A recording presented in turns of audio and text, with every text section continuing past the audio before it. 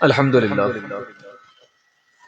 الحمد لله رب العالمين والعاقبة للمتقين والصلاة والسلام على سيد الأنبياء والمرسلين أما بعد فأعوذ بالله من الشيطان الرجيم بسم الله الرحمن الرحيم ومن يتق الله يجعل له مخرجا صدق اللہ العظیم.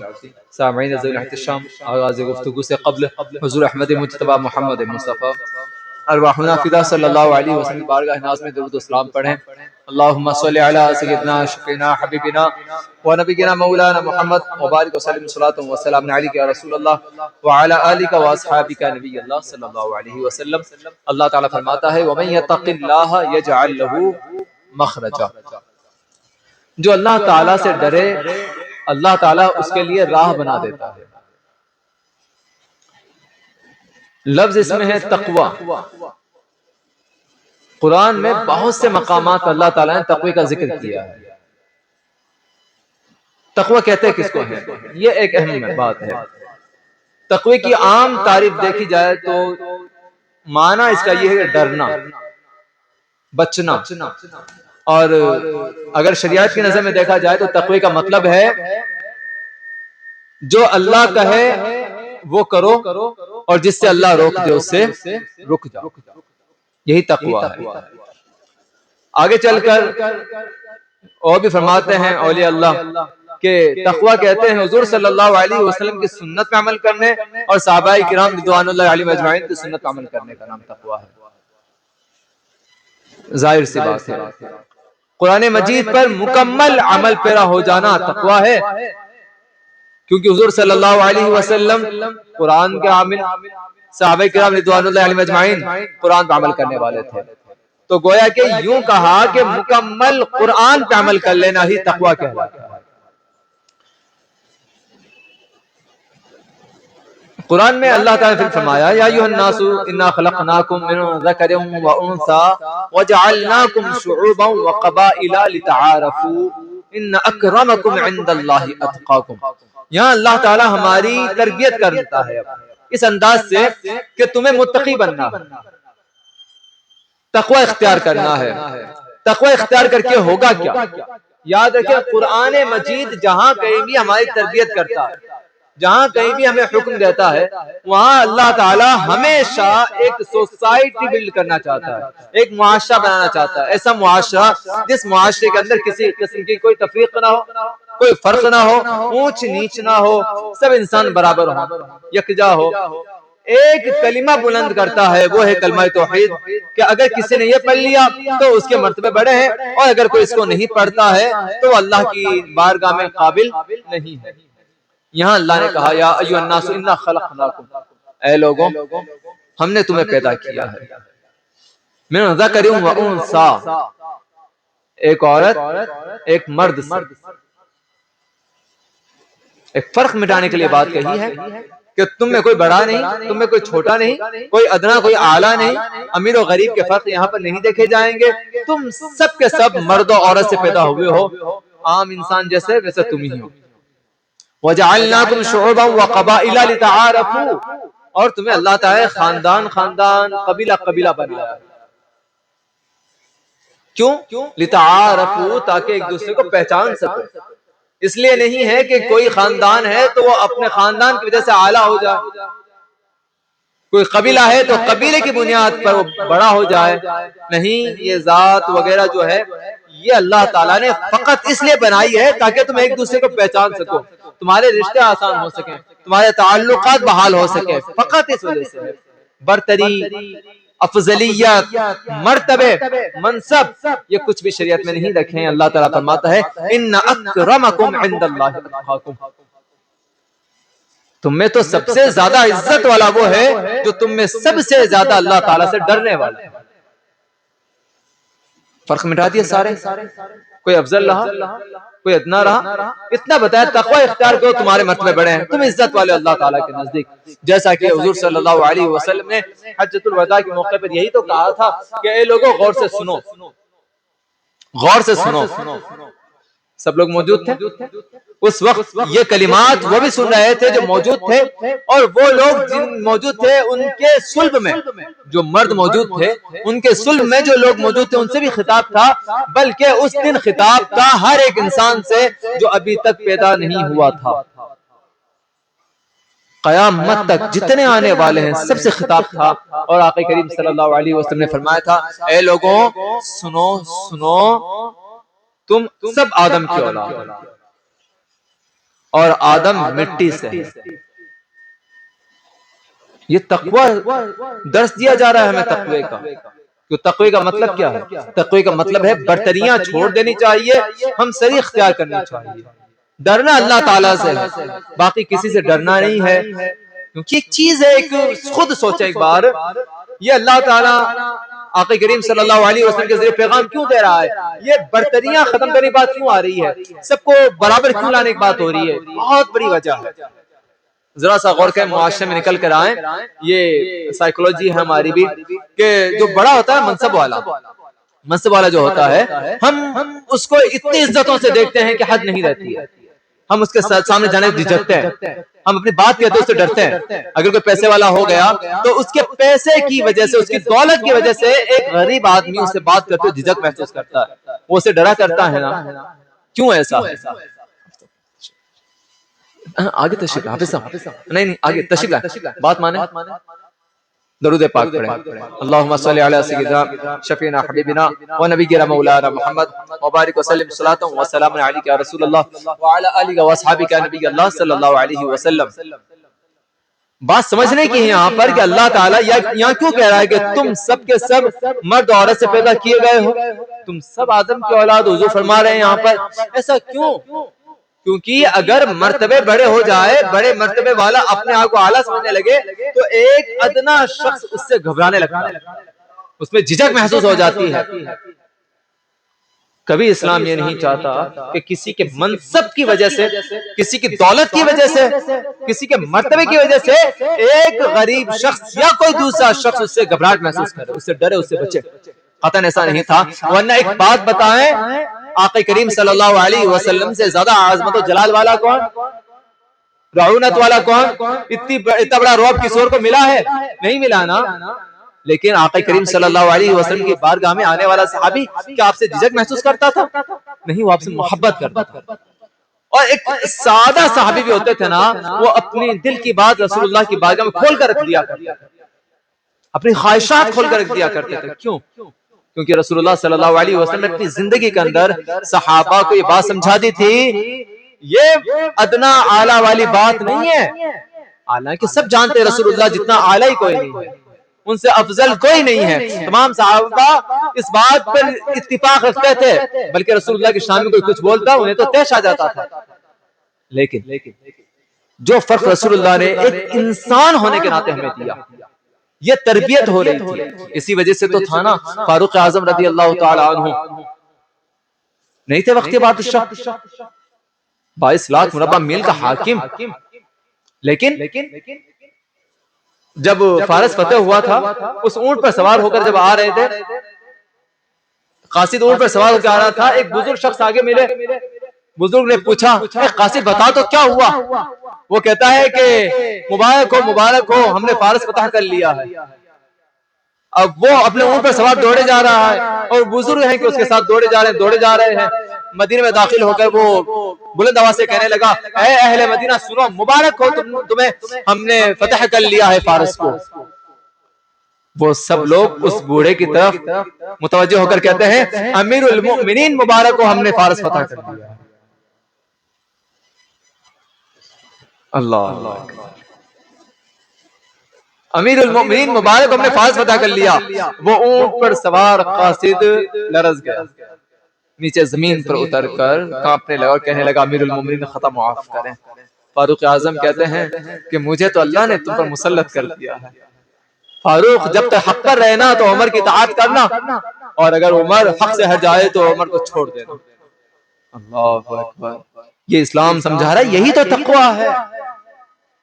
ایک قول ہمیشہ کہا کرتا ہوں، وہ یہ ہے کہ تخت نشین رہ کر خاک نشین رہنا سیکھیں، یہ ہے اصل تقویٰ۔ مرتبے اللہ عطا کرتا ہے آپ کو، لیکن ان مرتبوں کو چھوڑ کر اللہ کی رضا کے لیے جھک جانا. جیسے آقا کریم صلی اللہ علیہ وسلم فرماتے ہیں ما تواضع للہ احد الا رفعہ اللہ، او کما قال نبی صلی اللہ علیہ وسلم. حضور فرماتے ہیں کہ جو اللہ تعالیٰ کے لیے جتنا جھکتا جائے گا اللہ تعالیٰ اسے اتنے ہی مرتبے عطا کرتا جائے گا. ہوا نا؟ صحابہ کا کردار دیکھیں، وہ جتنا جھکتے تھے اللہ کی بارگاہ میں، جتنے عاجز ہوتے تھے، جتنے منکسر ہوتے تھے، اللہ تعالیٰ اتنے ہی مرتبہ عطا فرماتا تھا. اور ہاں، یہ جو فتح ہو رہی تھی نا، یہ جو صحابہ جیت رہے تھے، کیوں جیت رہے تھے پتا ہے؟ ان میں تقوی تھا. تقوی کا مطلب کیا تھا؟ سب سے پہلی بات یہ ہے کہ مومن سامنے کوئی گناہ کرنے کا موقع آئے اور مومن گناہ میں مبتلا نہ ہو، گناہ کو بہت بڑا جانے، بہت بڑا جانے. ایک حدیث پاک بخاری شریف کی 6308 نمبر کی روایت. اللہ اکبر، ذرا دیکھیں ایک بات.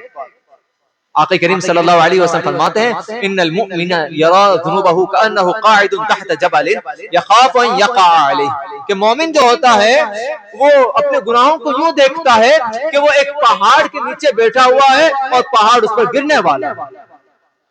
اپنے گناہوں کو مومن اس طرح دیکھتا ہے کہ پہاڑ کے نیچے بیٹھا ہوا ہے اور پہاڑ اس پر گرنے والا ہے. پھر آگے فرمایا وَإِنَّ الْفَاجِرَ يَرَى ذُنُوبَهُ كَذُبَابٍ مَرَّ عَلَى أَنفِهِ، اور فاجر فاسق ایمان کا کمزور شخص اپنے گناہوں کو یوں دیکھتا ہے کہ اس کے ناک پر ایک مکھی بیٹھی ہوئی ہے. فقال هكذا، فقال بھی هكذا، یوں کہا. چھوٹا کیا سمجھا دیا آپ کو یہاں پر اللہ تعالیٰ کہ حبیب صلی اللہ علیہ وسلم نے کتنی بار سمجھا دیا. گناہ کو گناہ سمجھنا اصل تقویٰ ہے. گناہ کرنے کے بعد اس پر شرمسار ہونا، گلٹی فیل کرنا، ندامت مبتلا ہونا، اس بات پر رونا کہ اللہ تعالیٰ مجھ سے گناہ ہو گیا ہے، یہ تقویٰ ہے، یہ تقویٰ ہے.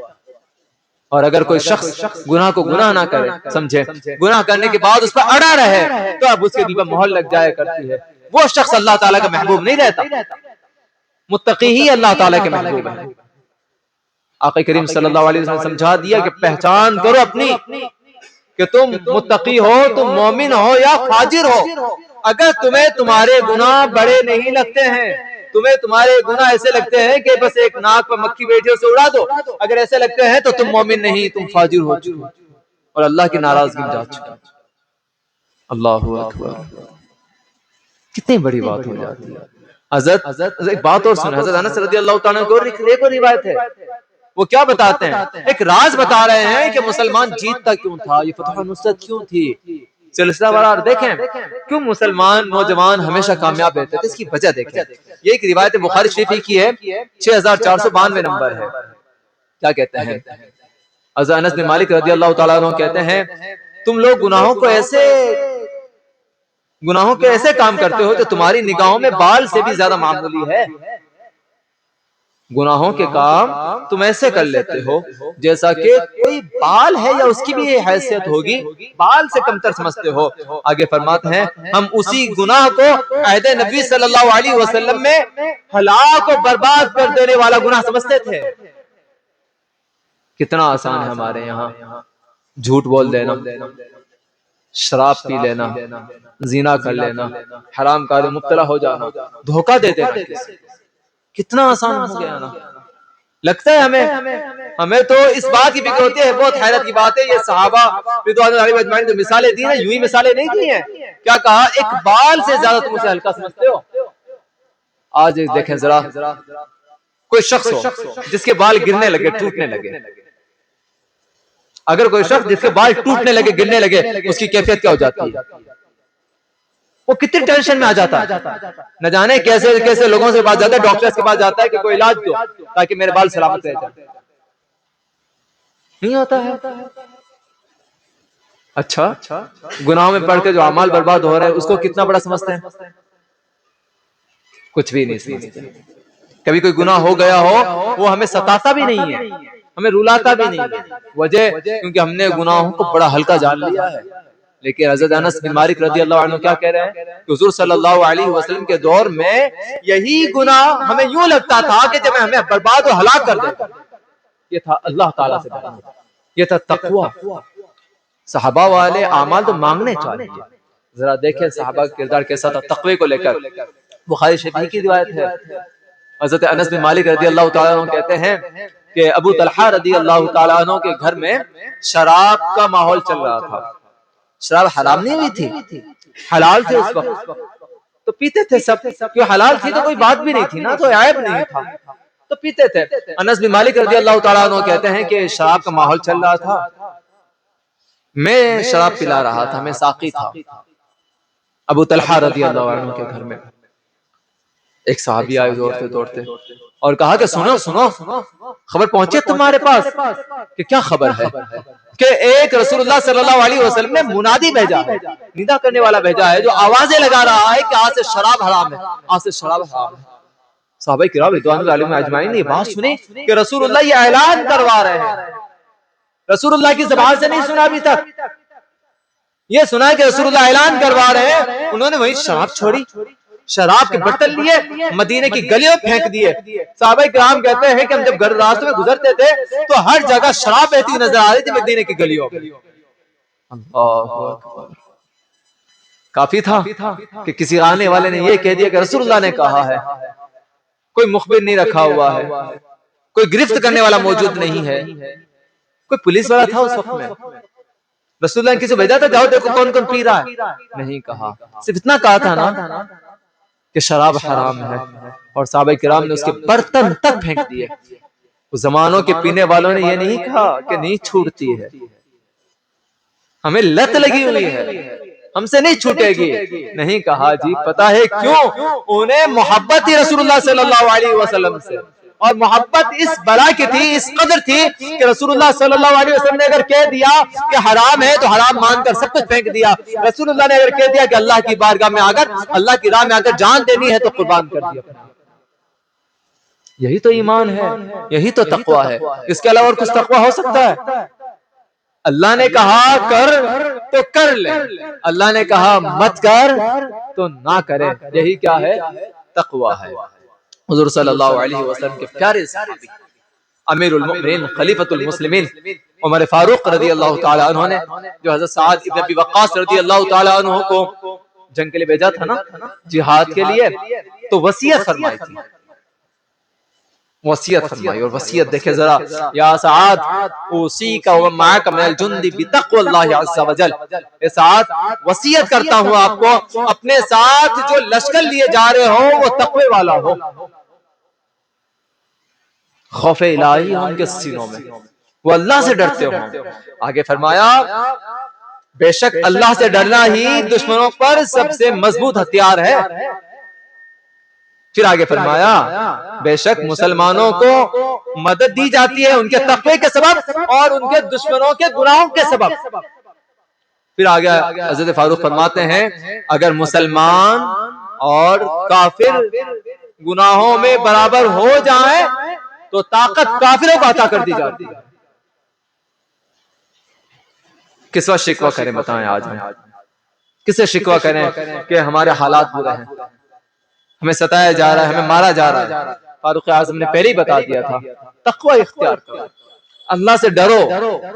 اگر اللہ سے ڈرو گے تو اللہ تعالیٰ تمہیں طاقت عطا کرے گا، کیونکہ تمہارا دشمن تو گناہوں میں ملوث ہے، وہ اللہ سے نہیں ڈرتا ہے. تم ڈرتے ہو نا تو اللہ تمہاری مدد فرمائے گا. لیکن تم بھی کافروں کی طرح ہو گئے، تم نے بھی اپنے اعمال خراب کر لیے، جیسا وہ کرتے تم بھی کرنے لگے ہو. پھر تم یہ دعائیں مت کرنا کہ تمہیں مدد ملے گی، یہ دعائیں مت کرنا کہ بدر میں جس انداز سے صحابہ کرام کی مدد کے لیے فرشتے آ گئے تمہاری مدد کے لیے آئیں گے، ہرگز نہیں آئیں گے. تقوی ہونا ضروری ہے، اللہ سے ڈرنا ضروری ہے. اگر برابر ہو گئے گناہوں میں تو کیا ہوگا؟ دشمن جیت جائے گا اور ہم شکست کھا جائیں گے. آج ہو بھی یہی رہا ہے، ہم شکست کھا رہے ہیں، ہم ہار رہے ہیں. کیوں؟ تقوی نہیں ہے. اچھا ایک بات ہے، یہ کیوں کہا کہ تقوی والے لے کر جانا؟ یہ کیوں کہا کہ تقوی والے لے کر جانا، اللہ سے ڈرنے والے لے کے جانا؟ پتا ہے کیوں؟ کیونکہ میدان جہاد میں جو اترے نا وہ تلواریں دیکھ کر خوف نہ کھا جائے، اسے میدان جہاد میں یہ یاد نہ آ جائے کہ گھر پہ بیوی بچے چھوڑ کے آیا ہوں، گھر بار چھوڑ کے آیا ہوں. اسے ڈر رہے تو کس کا رہے؟ اللہ تعالیٰ کا. تبھی تو طارق بن زیاد رضی اللہ تعالیٰ عنہ نے بڑی آسانی سے اندلس کو فتح کر لیا تھا. کیوں؟ کہیں تھوڑی سی بات تھی تو ایک بات کہی، یا تو مرنا ہے ڈوب کے مرو یا جہاد کر کے مرو، یہی تو سمجھایا تھا، یہی تو تربیت ہوتی تھی۔ ڈوب کے بزدلوں کی موت مومن کبھی مرتا نہیں ہے، تو مومن کیا کرتا ہے؟ ایک دم دلیری کے ساتھ میدان میں کودتا ہے نا۔ تو پھر اندلس فتح کیا تھا مسلمانوں نے، لیکن 800 سالہ حکومت مسلمانوں کی چند سالوں میں برباد کیوں ہو گئی؟ کیونکہ فتح کرنے والے تقوی والے تھے، اور جن کے ہاتھوں سے حکومت چھینی گئی ان سے تقوی جاتا رہا تھا۔ یہی ایک بات ہے بہت اچھی، عتبہ بن غزوان کہتے ہیں کہ جب ہمارا دور تھا رسول اللہ کے دور میں، ہم تقوی والے تھے تو ہم بہت جگہ امیر بنے ہوئے تھے، ہم ہی گھر سے نکالے ہوئے لوگ، مکے سے ہمارے گھر چھین لے گئے تھے، مکے میں ہمیں اپنے گھروں سے نکالا گیا تھا، پھر ہم تقوی شعار ہوئے، رسول اللہ کے ہاتھ بیعت ہوئی، مسلمان ہوئے، مومن ہوئے، پھر اللہ تعالیٰ نے ہمیں حکومت بخشی، ہم کئی مصر کے بادشاہ بنے ہوئے ہیں، کئی یمن کے گورنر بنے ہوئے ہیں، کئی حلب کے گورنر ہیں، اللہ تعالیٰ نے ہمیں بڑا نوازا تھا۔ اللہ فرماتا ہے وَتِلْكَ الْأَيَّامُ نُدَاوِلُهَا بَيْنَ النَّاسِ، یہ اللہ تعالیٰ کے ایام ہیں، اللہ تعالیٰ ان کو گردش میں لاتا رہتا ہے۔ لیکن حضرت حسن رضی اللہ تعالیٰ عنہ نے جب خلافت سونپی تھی نا، اس وقت انہوں نے پتہ کیا کہا تھا کہ سب سے زیادہ عقل مند وہ ہے جو تقوی کی حالت میں حکومت کرے، سب سے زیادہ عقل مند وہ ہے تو تقوی کے ساتھ حکومت کرے۔ کیوں؟ اگر تقوی جاتا رہا تو بادشاہ وقت ظالم ہو جائے، امت پر ظلم کرنے لگے گا۔ تربیت اتنی خوبصورت کی جاتی ہے کہ اللہ تعالیٰ سے ڈر کر، اللہ تعالیٰ سے تقوی اختیار کر کے تم میدان عمل میں آؤ، اللہ تعالیٰ فتح عطا فرمائے گا۔ اندلس ہی کے بارے میں اقبال نے اشعار کہے تھے اور کہا تھا، یہ غازی یہ تیرے پراسرار بندے جنہیں تو نے بخشا ہے ذوق خدائی، دو نیم ان کے ٹھوکر سے صحرا و دریا، سمٹ کر پہاڑ ان کی ہیبت سے رائی، دو عالم سے کرتی ہے بیگانہ دل کو، عجب چیز ہے لذت آشنائی، شہادت ہے مطلوب و مقصود مومن۔ تقوی کے بعد ہی آئے گی یہ چیز، ورنہ بندہ کبھی شہادت کی تمنا نہیں کرتا۔ شہادت ہے بس مطلوب و مقصود مومن، نہ مال غنیمت نہ کشور کشاد۔ درود پاک پڑھیں، اللہم صلی علی سیدنا شفینا حبیبنا و نبینا مولانا محمد وبارک وسلم صلاۃ و سلام علیک یا رسول اللہ وعلی آلک و اصحابک نبی اللہ صلی اللہ علیہ وسلم۔ یہ تو بات ہے حکومتوں کی کہ ایک نوجوان اگر میدان عمل میں آئے، کامیاب ہونا چاہے تو کیا کرے؟ تقوی اختیار کرے، اللہ سے ڈرے، اللہ سے ڈرے گا۔ اس کے مقابل میں کہتے ہیں نا کہ مسلمانوں کو راہ نہیں دی جاتی ہے، رکاوٹیں ہو جاتی ہیں، آپ تقوی اختیار کریں، اللہ تعالیٰ آپ کے لیے راہ بنائے گا، اللہ آپ کو فتح عطا فرمائے گا۔ معاذ بن جبل رضی اللہ تعالیٰ عنہ کی روایت ہے، معجم الکبیر 190 نمبر روایت ہے، کیا کہتے ہیں؟ حضرت معاذ کہتے ہیں ایک روز رسول اللہ صلی اللہ علیہ وسلم مجھ سے کہنے لگے، آپ فرما رہے تھے یا ایھا الناس اتخذوا تقوی اللہ تجارتا یاتیکم اللہ الرزق بلا بضاعۃ و تجارت، اے مومنو اللہ تعالیٰ سے تقوی اختیار کرنے کو ہی اپنی تجارت بنا لو۔ رزق نہیں مل رہا ہے، رزق میں بندشیں ہو چکی ہیں، راہیں بند ہیں، تو سنیں آقا کریم صلی اللہ علیہ وسلم کیا فرماتے ہیں۔ آقا فرماتے ہیں اے مومنو اللہ سے ڈرنا، اللہ سے تقوی ہی کو اپنی تجارت بنا لو، اللہ تعالیٰ آپ کو بغیر پونجی بغیر تجارت کے رزق عطا فرمائے گا۔ پھر آگے آقا کریم صلی اللہ علیہ وسلم نے آیت کریمہ تلاوت فرمائی وَمَن يَتَّقِ اللَّهَ يَجْعَلْ لَهُ مَخْرَجًا وَيَرْزُقْهُ مِنْ حَيْثُ لَا يَحْتَسِبُ وَمَن يَتَوَكَّلْ عَلَى اللَّهِ فَهُوَ حَسْبُهُ إِنَّ اللَّهَ بَالِغُ أَمْرِهِ قَدْ جَعَلَ اللَّهُ لِكُلِّ شَيْءٍ قَدْرًا۔ اللہ اکبر۔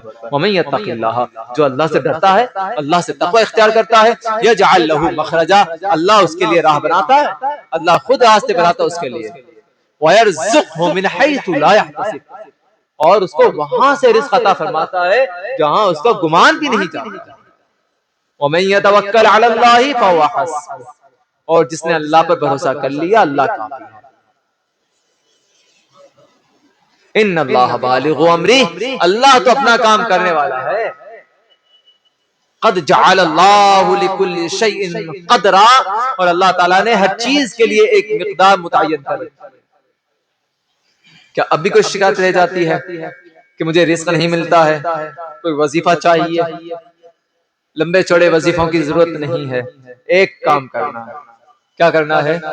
تقوی اختیار کرنا ہے، اللہ سے ڈرنا ہے، اللہ خود آپ کو اس عطا فرمائے گا۔ اور یہ جو آیت میں نے پڑھی نا ابھی، وَمَن يَتَّقِ اللَّهَ يَجْعَل لَهُ مَخْرَجًا، بہت بلند ترین عمل ہے کہ اگر کوئی شخص ایسا ہے جس کے رزق میں کمی آ گئی ہو یا قرض میں مبتلا ہو، تو وہ شخص فرض نماز کے بعد میں کم سے کم 11 مرتبہ اس آیت کو پڑھے تو اللہ تعالیٰ اس کے رزق میں کشادگی عطا فرماتا ہے۔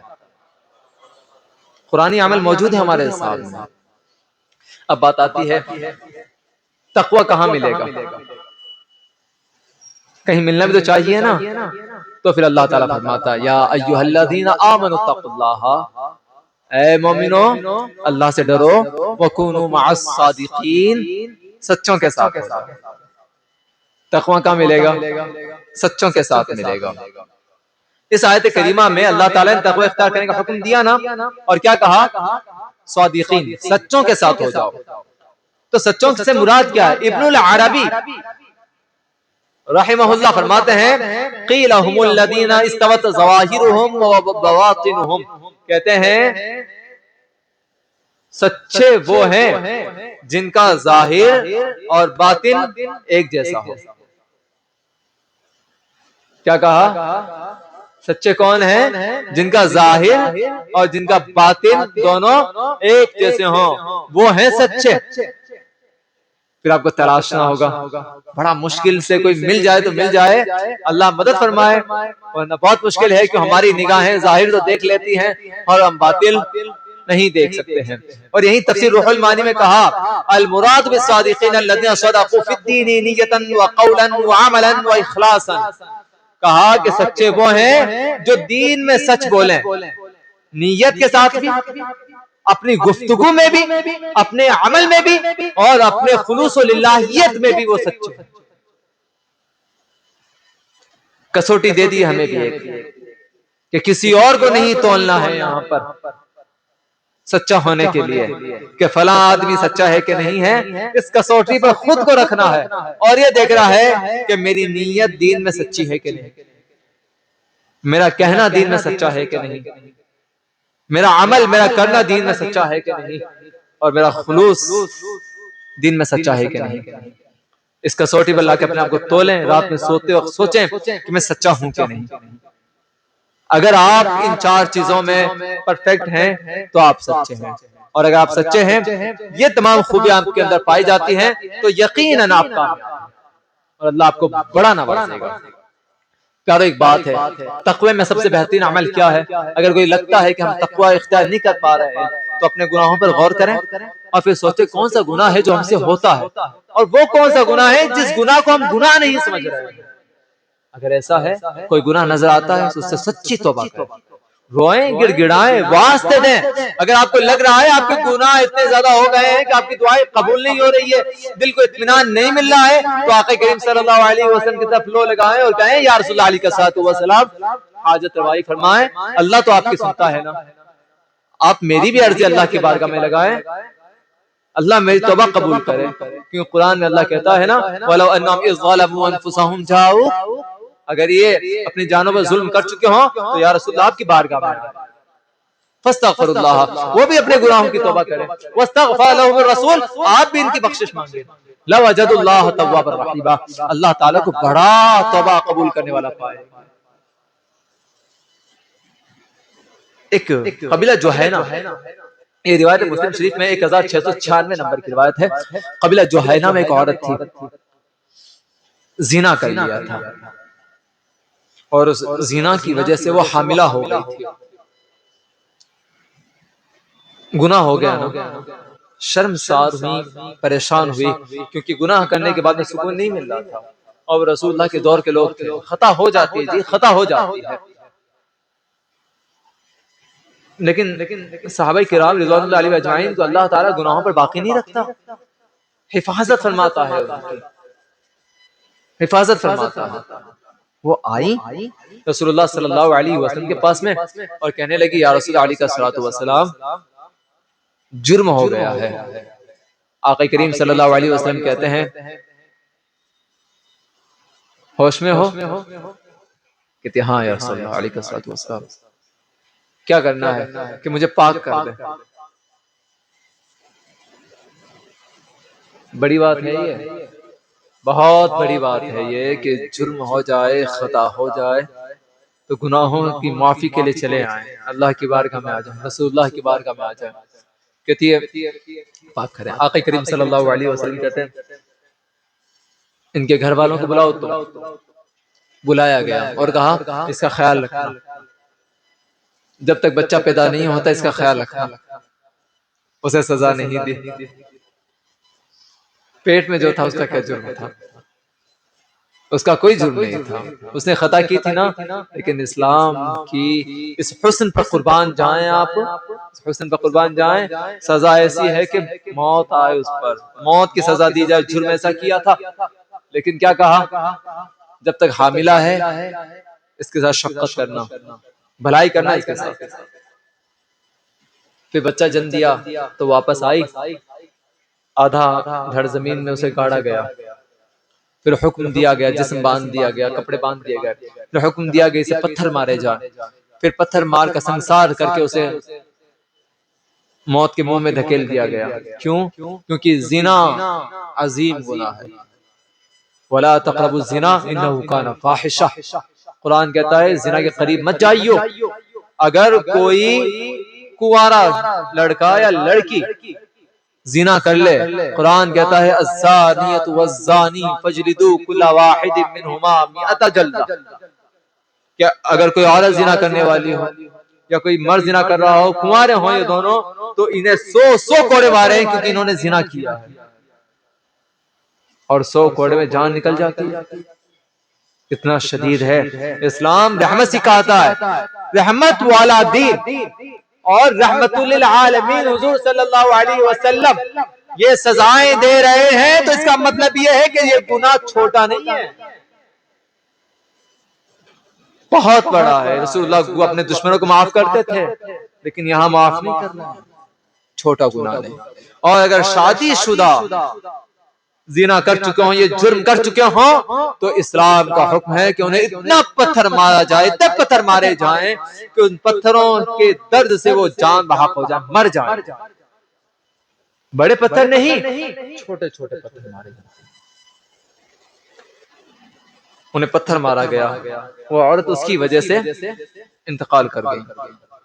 حضور صلی اللہ علیہ وسلم اس کا جنازہ پڑھانے کے لیے آگے آئے تو کہنے لگے صحابہ، یا رسول اللہ علیہ الصلوۃ والسلام اتنا بڑا جرم کیا، اتنا بڑا جرم کیا ہے، آپ اس کی نماز جنازہ پڑھائیں گے؟ آقا کریم صلی اللہ علیہ وسلم نے فرمایا تمہیں معلوم نہیں ہے اس نے توبہ کر لی تھی؟ کیا کہا؟ تمہیں معلوم نہیں اس نے توبہ کر لی تھی؟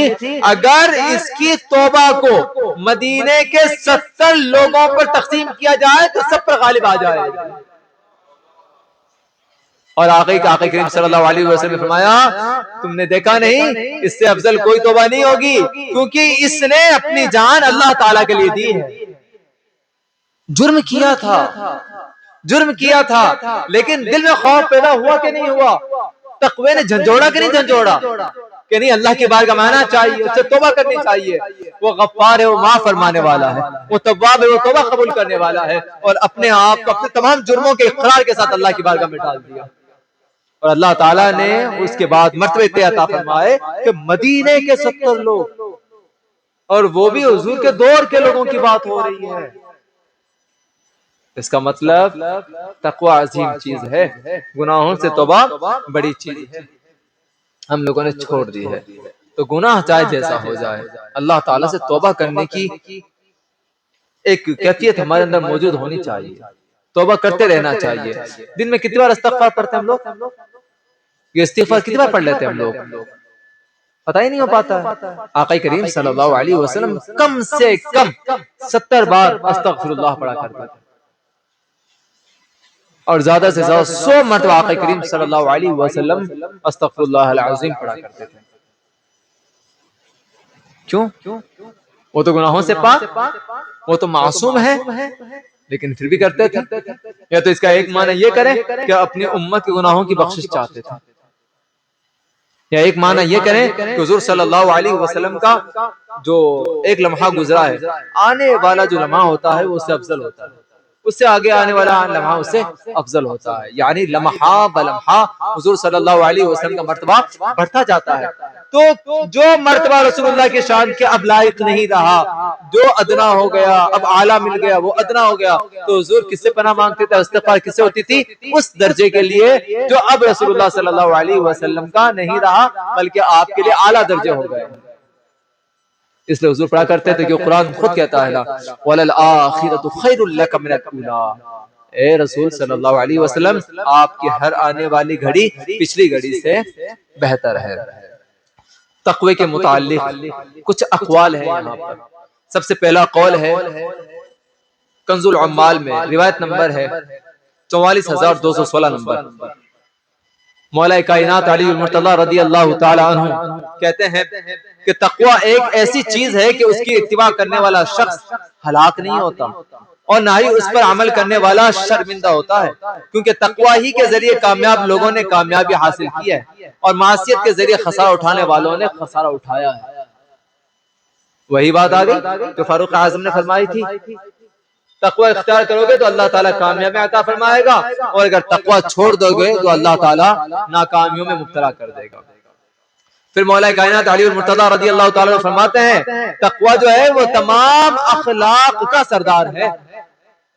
آپ سچے ہیں، آپ عبادت گزار ہیں، آپ بہت اچھے کام کرنے والے ہیں، آپ کے اخلاق بہت اچھے ہیں، لیکن ان تمام اخلاق میں سب سے بہتر خلق کون سا ہے؟ تقوی اختیار کرنا سب سے بہتر۔ آپ سخی ہوں گے تب بھی افضل کیا ہے؟ تقوی ہے۔ آپ سچ بولتے ہیں تب بھی تقوی افضل ہے۔ کیوں؟ کیونکہ تقوی ہی آپ کو یہ سب کام کرنے پر آمادہ کرتا ہے، اللہ سے ڈرنا ہی آپ کو یہ سب کام کرنے پر آمادہ کرتا ہے۔ پھر ماں عائشہ صدیقہ رضی اللہ تعالیٰ عنہ کی روایت دیکھیں ذرا، امام احمد بن حنبل نے اپنی کتاب الزہد میں لکھا ہے، روایت نمبر 164، دیکھیں ذرا کیا کہتے ہیں۔ ماں عائشہ صدیقہ رضی اللہ تعالیٰ عنہ فرماتی ہیں کہ ابو بکر صدیق رضی اللہ عنہ کا آخری دور تھا، انتقال کے قریب تھے، آپ بستر پر تھے، فاروق اعظم رضی اللہ تعالیٰ عنہ اب آنے والے تھے تخت پر، منبر رسول پر۔ ابو بکر صدیق کہتے ہیں عائشہ ایک کام تو کرو نا، کہ کیا ہوا؟ کہ میرے پاس کچھ موجود نہیں ہے۔ ابو بکر کی اولاد کے پاس کچھ موجود نہیں ہے۔ یہ دیکھو ایک اونٹنی ہے، یہ اونٹنی ہے، یہ لے لینا، اور ساتھ سیقل ایک شخص تھا جو تلواریں، جس سے تلواریں صحیح کی جاتی تھی، تیز کی جاتی تھی۔ کہا ایک کام کرنا، اسے لے لینا، جب میں انتقال کر جاؤں تو جو امیر بنے نا انہیں جا کر سونپ دینا، یعنی فاروق اعظم کو۔ بتائیں آپ، بیت المال کا پورا خزانہ ان کے پاس میں ہے، جو چاہے وہ کر سکتے ہیں۔ انتقال کے وقت میں صرف ایک اونٹنی تھی، ایک سیقل تھا، اور کیا کہا؟ سونپ دینا بیت المال جس کے ہاتھ آئے۔ ماں عائشہ صدیقہ رضی اللہ تعالیٰ عنہ وہ اونٹنی اور سیقل لے کر پہنچتی ہیں فاروق اعظم رضی اللہ عنہ کے پاس۔ فاروق اعظم رضی اللہ تعالیٰ عنہ کہتے ہیں کہ اللہ تعالیٰ ابو بکر پر رحم فرمائے، انہوں نے اپنے بعد میں آنے والوں کو بڑی پریشانی میں ڈال دیا، ٹھکا دیا ہے۔ کیوں؟ وہ کہہ رہے ہیں کہ اس قدر تقوی شعار، اس قدر تقوی پہ عمل کرتے چلے گئے ہیں، ہم پریشان ہو جائیں گے کہ ابو بکر کی طرح تقوی پہ عمل نہیں ہو پائے گا۔ تربیت کس نے کی تھی؟ حضور صلی اللہ علیہ وآلہ وسلم نے۔ تو یہی تو باتیں سمجھانے کی ہے۔ اور تقوی میں اب ایک اہم بات اور ہے، وہ کیا ہے؟ بعض صحابہ کہا کرتے تھے کننا ندعو 70 بابا من الحلال مخافۃ ان نقع فی باب من الحرام۔ صحابہ کہا کرتے تھے ہم 70 حلال چیزیں اس لیے چھوڑ دیتے تھے کہ کسی ایک حرام چیز میں مبتلا نہ ہو جائے۔ ہم کیا کہتے ہیں؟ جو حرام ہے اسے چھوڑ دینا تقوی ہے۔ صحابہ کیا کہتے ہیں؟ ایک حرام میں مبتلا ہونے کا خوف ہے کہ کسی ایک حرام میں نہ پڑ جاؤں، اس کے لیے 70 حلال چھوڑنا پڑتا ہے۔ اب بتائیں ہم لوگ کتنا چھوڑ دیتے ہیں؟ ورنہ اگر حرام کی بات کریں تو ہمارے یہاں جو بچیاں جو ہیں نا وہ مٹی کھا رہی ہوتی ہیں، ہماری بہنیں کیا کر رہی ہوتی ہیں؟ میٹ کھا رہی ہوتی ہیں، برتے وغیرہ کھا رہی ہوتی ہیں، جائز ہے سب کھانا؟ حرام ہے سب کھانا؟ کیوں؟ مٹی ہے، پاک ضرور ہے، حلال نہیں ہے۔ اللہ نے کھانے کے لیے نہیں بنایا اس کو، اس لیے انہیں سمجھائیں کہ یہ چیز آپ کو اللہ تعالیٰ کی نافرمانی پہ ابھار رہی ہے۔ اللہ تعالیٰ نے آپ کے لیے جو چیز کھانے کے لیے بنائی ہے وہ کھائیں، جو آپ کے لیے کھانے کی نہیں اسے نہ کھایا کریں، کیوں قرآن خود کہتا ہے لا تلقوا بأیدیکم الی التہلکہ، اپنے ہاتھوں اپنی جانوں کو ہلاکت میں نہ ڈالو۔ اس لیے مٹی جو ہے وہ پاک ضرور ہے لیکن حلال نہیں ہے، اور بہت سے حلال کام بھی چھوڑنے پڑتے ہیں، کس کی وجہ سے؟ تاکہ کسی ایک حرام میں انسان مبتلا نہ ہو جائے۔ اب ایک آخری بات بس، وہ کیا ہے؟ فاروق اعظم رضی اللہ تعالیٰ عنہ فرماتے ہیں میں نے 7 سے بھی زیادہ مرتبہ رسول اللہ صلی اللہ علیہ وسلم سے یہ واقعہ سنا ہے۔ کون فرماتے ہیں؟ فاروق اعظم رضی اللہ تعالیٰ عنہ کہتے ہیں میں نے 7 مرتبہ سے زیادہ رسول اللہ صلی اللہ علیہ وسلم سے یہ واقعہ سنا ہے کہ بنی اسرائیل میں ایک شخص تھا جس کا نام تھا کفل۔ کیا نام تھا؟ کفل، جو کسی گناہ سے نہیں بچتا تھا، کسی گناہ سے نہیں بچتا تھا۔ اس کے پاس ایک مجبور عورت آئی تو اس سے 60 دینار اس شرط پر دیے کہ وہ اس کے ساتھ بدکاری کرے، مجبوری کا فائدہ اٹھانے کے لیے 60 دینار دیے اور کہا کہ اس کے ساتھ بدکاری کرے۔ اس عورت نے وہ دینار لیے، عورت موجود تھی، وہ شخص جیسے آیا وہ عورت کانپنے لگی اور کہتی ہے میں نے آج اس سے پہلے یہ کام نہیں کیا ہے۔ روتے روتے کہنے لگی کہ کیا ہوا، تو روتے کیوں ہے؟ کہ میں نے آج سے پہلے یہ کام ہی نہیں کیا ہے، مجھے تو میری مجبوری نے یہاں لا کر کھڑا کر دیا۔ وہ شخص جو کفل ہے نا اسے دیکھتا ہے اور کہتا ہے کہ تیری مجبوری تجھے یہاں تک لے کے آئی ہے، لے میں خدا پاک کی قسم کھا کر کہتا ہوں میں تجھے ہاتھ تک نہیں لگاؤں گا۔ اس عورت کو چھوڑ بھی دیتا ہے وہ، اس کے بعد میں اس عورت کو وہ 60 دینار بھی دیتا ہے، جا لے کر چلی جا۔ گناہ سے کیوں رکا وہ؟ صرف اللہ تعالیٰ سے ڈرا، تقوی اختیار کر لیا۔ وہ شخص انتقال کر گیا، اسی رات انتقال کر گیا۔ لوگ جانتے تھے کہ کفل بدنام زمانہ شخص تھا، گنہگار تھا، کوئی گناہ نہیں چھوڑتا تھا۔ اب بتائیں جب کوئی انتقال کر جائے اور ایسا شخص بدنام زمانہ لوگ جانتے ہو کیسا تھا تو لوگ کتنی باتیں بناتے ہیں نا، کیسا تھا ایسا تھا ایسا تھا، لیکن اس نے کیا کیا؟ اللہ کی قسم کھائی، گناہ چھوڑا، اس عورت کو جانے دیا، رات میں گھر آیا، رات میں انتقال کر گیا۔